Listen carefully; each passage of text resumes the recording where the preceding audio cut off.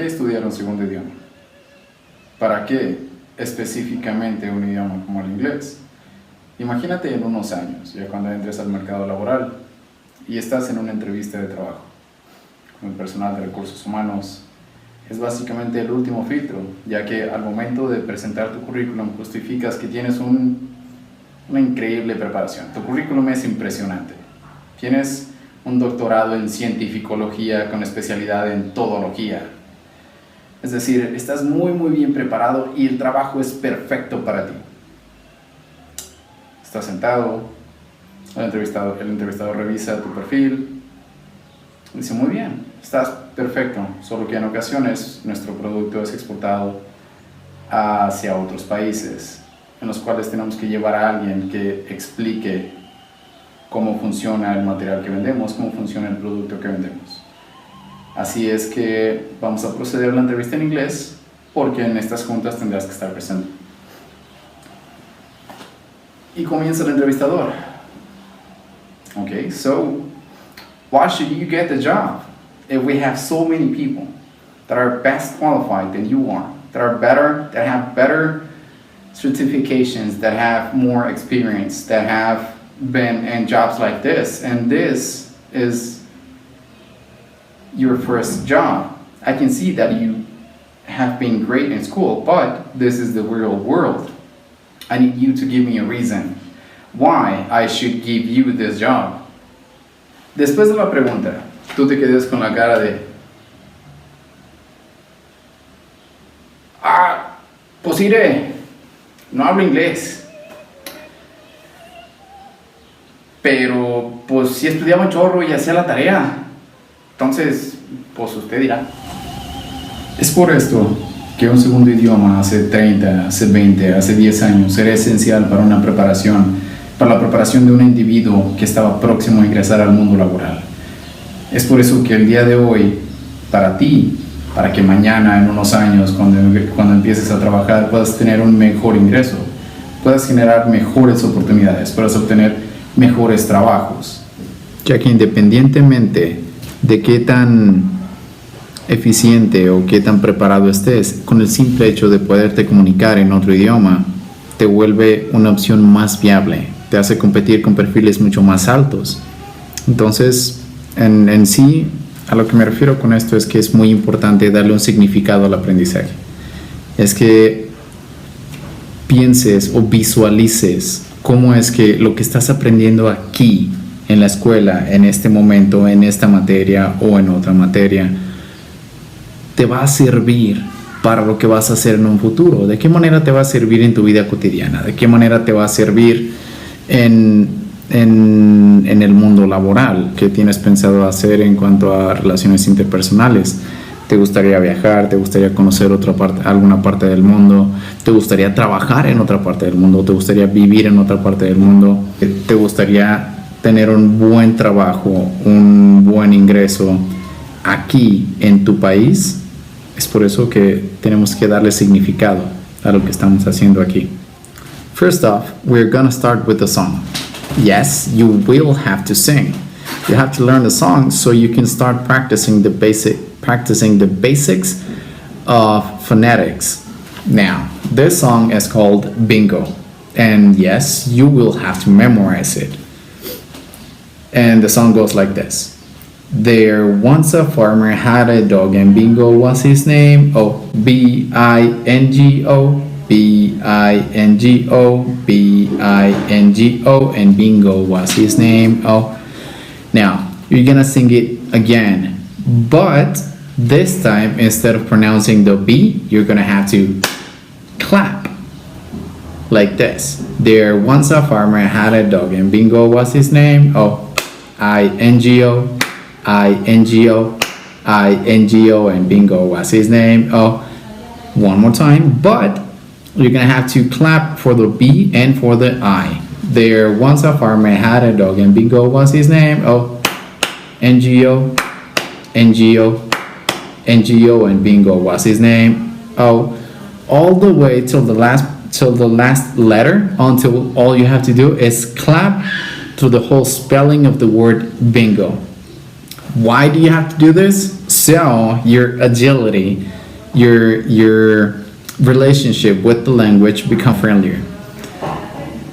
You have to start with friendly words. You have to start practicing with rhythm. That way, the difficult the language gets, it'll be easier for you to understand because you have the basics. We have to start with the basics in grammar, but we also have to start with the basics in pronunciation. We have to start with the basics in vocabulary, speaking, grammar, reading, and writing. Also, with the listening. If you mastered simple things like children's songs, well then, the other stuff like foreign accents, like people from whom are not from the States with a different accent, it'll be easier for you. If you don't start practicing with the basic stuff, once you get to a point of where you're able to speak actual English and you meet someone who has a different accent, you will not be able to understand. So that's why you have to always practice the basics. Now we're gonna work with vocabulary. If we were in my classroom, you'd be getting a candy if you won, but we're not in my classroom. So if you win competing with the people you're with right now, well then you have to tell your parents that they owe you a candy because I won't be able to give you one. Okay, so most people are familiar with the game Simon Says. In Spanish, the game is called Simón Dice. If I say Simon Says, si digo Simón Dice, you do it. If I don't say Simon Says, you don't do it. We're gonna go over, this is gonna be a small review of vocabulary, but reviews and studying doesn't necessarily has to not be fun, which is why we're going to review it in a form of a game. Ready? Now, if I say Simon Says, you do it. If I don't say Simon Says, you don't do it. For example, Simon says, hands to your head. Simon says, hands to your chest. Simon says, hands to your stomach. Simon says, hands to your shoulders. Simon says, hands to your elbows. Hands up. Oh, if you lift your hands, you lost because I did not say Simon Says. Simon says, hands up. Simon says, hands to your face. Simon says, hands to your knees. Simon says, hands to your elbows. And you guys get the point, right? As you can see here, I wrote an example. Well, first off, I wrote the name of the tense. And then in the number 2, I wrote the formula. Remember the formula for simple tense? It's a pronoun plus a verb. Then in the number 3, I wrote the example. In the examples, I'm giving you an example in past, an example in present, and an example in future. As you can see, I correlated the pronoun to its color in every example. Also the verb to its color in every example. Example in past for simple tense, she wrote the letter. Present, she writes the letter. Future, she will write the letter. Ahora, los errores más comunes en las expresiones de tiempo simple es la conjugación de los pronombres de tercera persona, que son he, she y it. Estos 3 pronombres conjugados en presente simple con cualquier verbo, ese verbo tiene que terminar con la letra S. Este es un error muy común. Incluso a las mismas personas nativas del idioma se les olvida agregar esa S, pero esa S es indispensable. En este caso, si notan la opción B de los ejemplos, que es presente, que dice ella escribe la carta. Siempre en presente simple, los pronombres he, she, it hacen que el verbo termine con S. The second tense we talked about in the session was progressive tense. The formula for progressive tense is the pronoun plus the verb to be. Now, the verb to be here, it's in parentheses because its actual conjugation depends on the time, if it's either past, present, or future, and on the pronoun you choose for the sentence to be modified, plus a gerund, which is the ing. Number 3, also I'm giving you 3 examples. One in past, one in present, one in future. And in the exact same way, I colored the pronouns in yellow, the verb in green, and the gerund in light blue. Example in past is she was writing the letter. Example in present is she is writing the letter. Example in future, she will be writing the letter. Es importante recordar que nosotros en español tenemos los gerundios, es decir, el gerundio de comer es comiendo, el gerundio de correr es corriendo. En inglés, todos los gerundios son las palabras que terminan con ing.